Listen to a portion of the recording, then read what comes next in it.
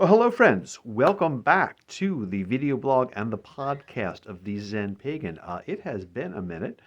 Now, first thing you might notice that behind me here, this is not my usual background. I am actually at the house where I grew up. I am at my mother's house today as I video this. I am helping her with some tasks. I just dropped her off at the grocery store and came back here to get some work done while she is doing that. Some of you know that if you follow me on the social media or if we know each other in person, you know that the past few years have been very difficult for my family. This past year, I've been readjusting my relationship with my mother after the death of my brother. So there's a lot going on there, which is why there hasn't been as much writing and posting. But we're trying to get back on that horse, and one of the projects that I have in mind is a series of posts and videos about archetypes of the sacred masculine, the mature masculine. Some of you have heard me talk about this topic before.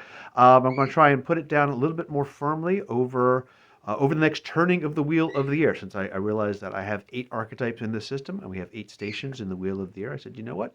There's actually some of these have some nice associations. So we're going to do this project over the next year, and I invite you to take it with me. And we're going to consider the sacred masculine, which is something we have to do. So I'm going to give you kind of the spiel of the overall project, which I think I'm going to repeat in each post, in each video, to give some context around this. Men's mysteries matter. Today, young men are confronted, on the one hand, with reactionary voices who present gender roles that are decades, or in some cases centuries, out of date, on the one hand. On the other hand, you've got this kind of professional, managerial class, progressive voice that wants to even deny masculinity exists, people who are embarrassed about being men. This is not healthy, because the transition to manhood is dangerous. It's dangerous, my friends. Men are more likely than women both to commit homicide and to be victims of homicide. We're more likely to be in prison. We're more likely to be killed on the job. We're more likely to commit suicide. We're less likely to finish high school or to earn college degrees.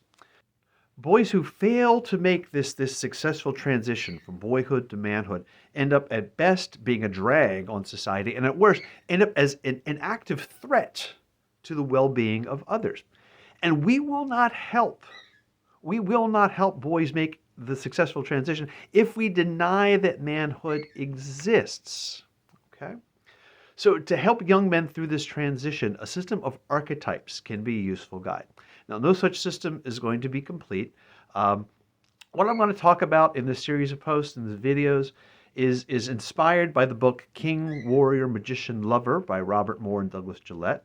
It's also inspired by the work of Robert Bly, but it's my own thing, so it's my own fault. Anything smart I say is probably taken from those guys. Anything dumb I say is probably my own. I don't mean to uncritically endorse, by the way, when I cite that work. I'm not saying that everything that those gentlemen said I agree with, but I'm saying I've taken a lot of inspiration from their work. Maybe we'll talk more about that in detail some other time. So I also want to say that by considering these archetypes, I am not saying that these roles are unavailable to women or to non-binary folks. And I'm not saying this is the only way to be a man. I'm offering some ideas that have helped me come to terms with my own existence as an adult human male. And fully cognizant that this is as a quote-unquote white, heterosexual American male, but I still think that there is enough universality in the way that androgens shape our brains that the exercise is worthwhile. If these don't work for you, great. Please share your secrets.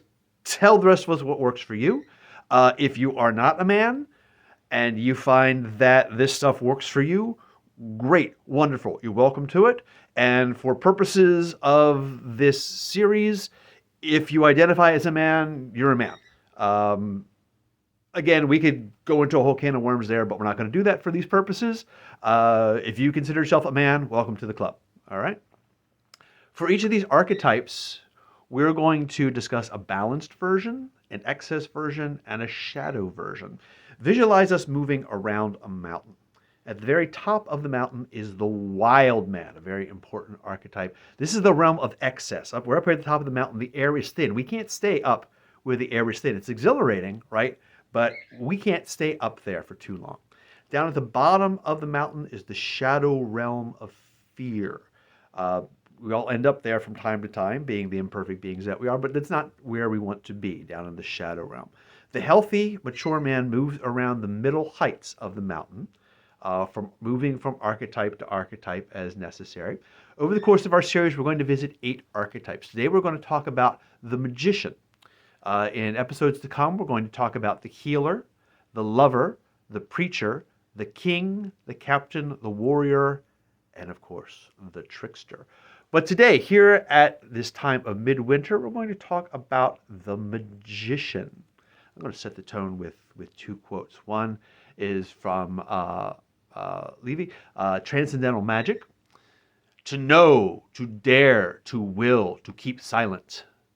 Such are the 4 words of the Magus, inscribed upon the 4 symbolical forms of the Sphinx. And from A Wizard of Earthsea, one of my absolute favorite fantasy novels by Ursula Le Guin. When you know the fourfoil in all its seasons, root and leaf and flower, by sight and scent and seed, then you may learn its true name, knowing its being, which is more than its use. What, after all, is the use of you, or of myself? Is Gaunt's mountain useful, or the open sea? Ogion went on a half-mile or so, and said at last, to hear, one must be silent. These set the tone, I think, because the magician is the keeper of the hidden knowledge. The magician, in our usage here, the archetypal magician, is the keeper of hidden knowledge. He is the master of special skills and powers. He is the yin-yang complement of the king. All the archetypes we're going to talk about are kind of have a complement on the other side of the mountain there. And the king and the magician form this kind of yin-yang complement. They're opposites, but complements. They support each other. King Arthur and Merlin, they needed each other, right? Whereas the king is a widely known public figure, the magician, our archetypal magician here, is isolated in his tower. He's intent on his chosen field of study and artistry. Think of any artist, writer, musician in their studio, right? A scientist in his lab, a carpenter or tinkerer in his workshop, a student in his study carrel, books all around him, blocking out the world, a cook in his kitchen. And don't mess with a cook in his kitchen, man. It'll snap your head off. Now, any of these characters may manifest other archetypes along the way, right? The musician may manifest the trickster or the king when performing. You have to do that, right? But when they're practicing until their fingers are raw, when they're struggling to write a new song, by themselves, just them engaging with the craft, when you're sinking deeply into your craft, seeking to transform yourself and return with some new knowledge. A famous example, when Leonard Cohen wrote that song Hallelujah, which is a much misunderstood song, but maybe we'll save that topic for another time. He was reduced to sitting in his underwear on his hotel room, just filling notebooks with like over 80 verses, and they are banging his head against the floor, just complete retreat from the social world, and just sunk completely and deeply into his craft.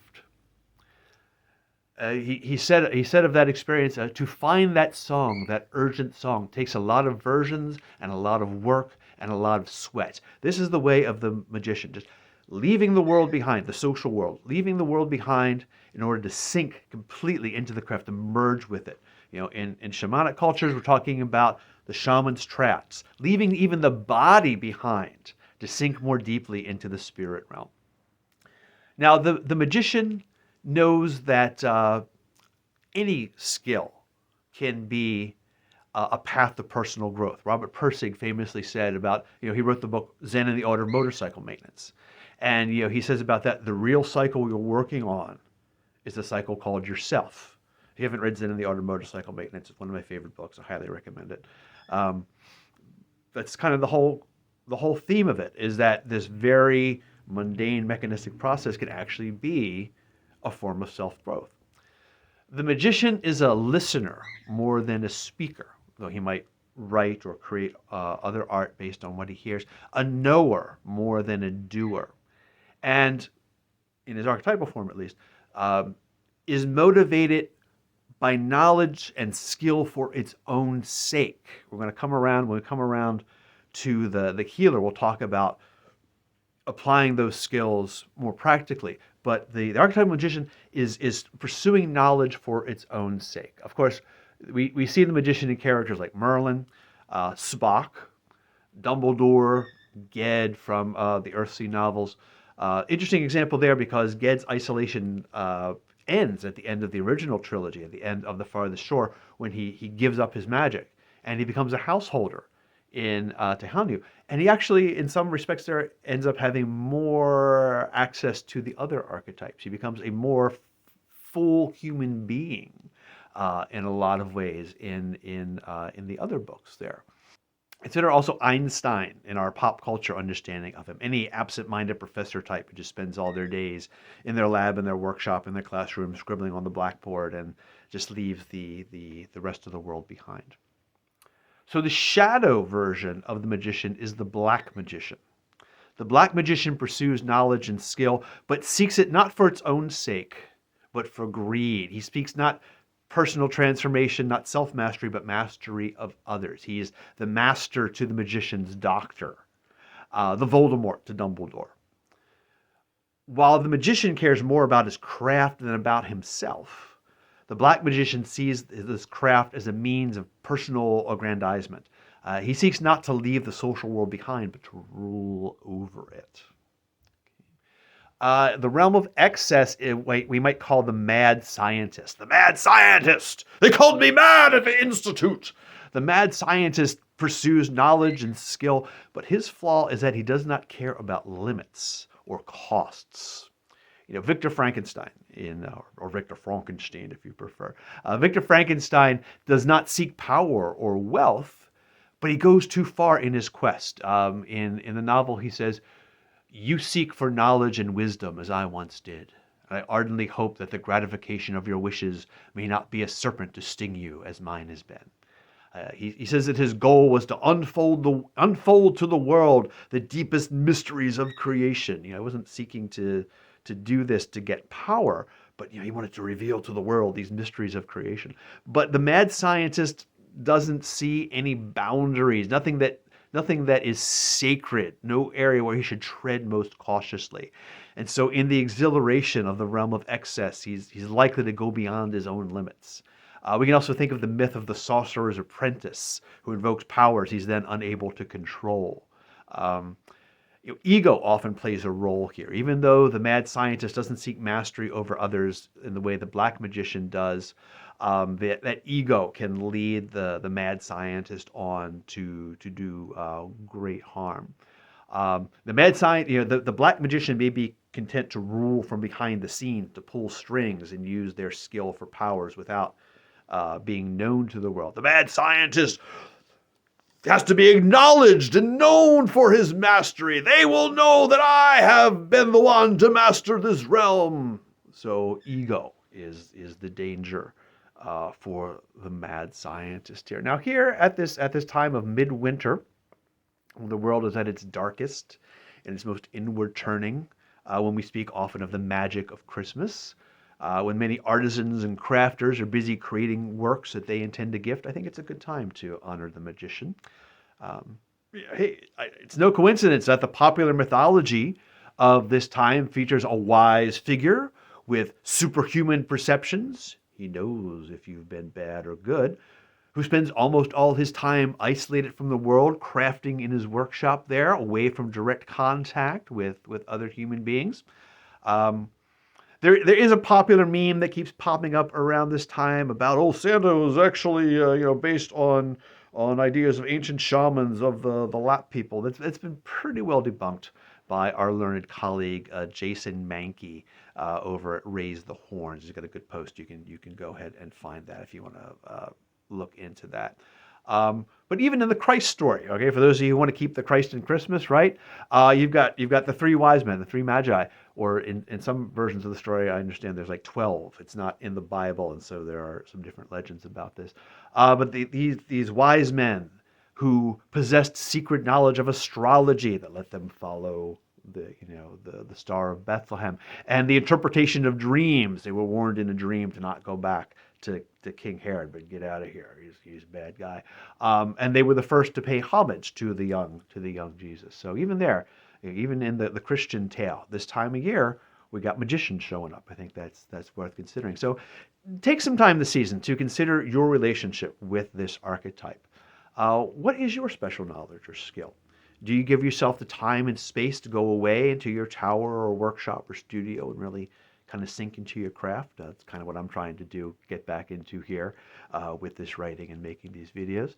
And let that craft transform you.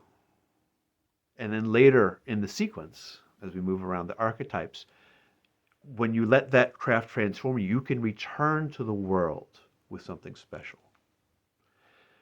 And also ask yourself, is your primary motivation for the sake of the craft itself, or do you have some type of ego stuff going on? Yeah, we all do to some degree. I don't, but do you have some ego or some desire for power? Again, we all want some power to control our lives. Agency is a good thing, but it's when it's out of balance that it becomes harmful.